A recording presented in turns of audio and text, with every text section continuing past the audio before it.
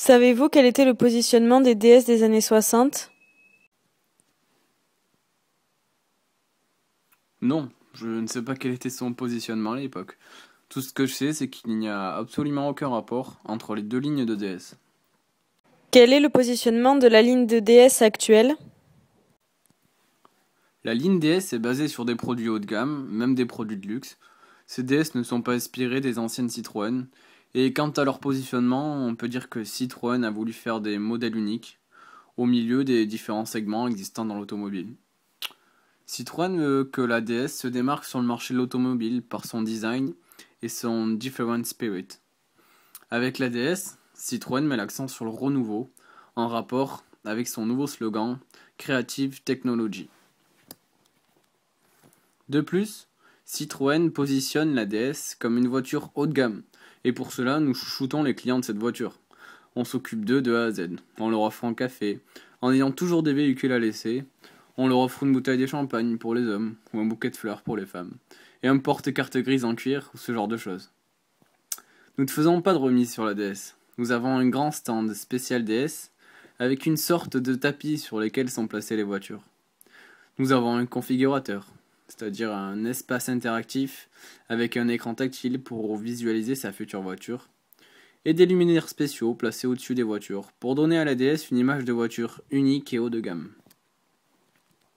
La ligne DS est à l'image des changements chez Citroën qui se modernisent. La ligne DS est un renouveau pour la marque, tout comme les derniers modèles de la ligne C d'ailleurs.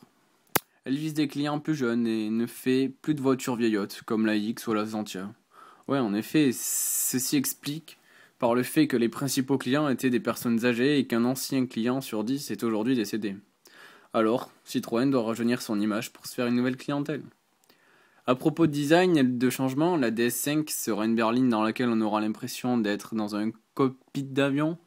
La DS4 n'émettra que 118 grammes de CO2 dans l'air. Et la DS3 sera composée de séries limitées comme la DS Racing, limitée à 2000 modèles, ou les séries limitées mat, gris mat et noir mat, chacune à 750 exemplaires. Ces caractéristiques font aussi de la ligne DS un modèle haut de gamme, design et moderne. La DS Racing est désormais la voiture de compétition de Sébastien Loeb.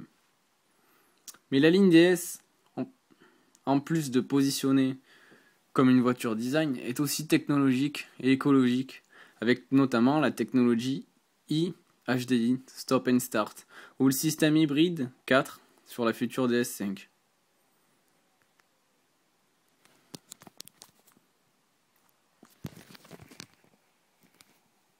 Si vous deviez vendre une DS à quelqu'un, que lui direz-vous en quelques mots pour décrire la DS?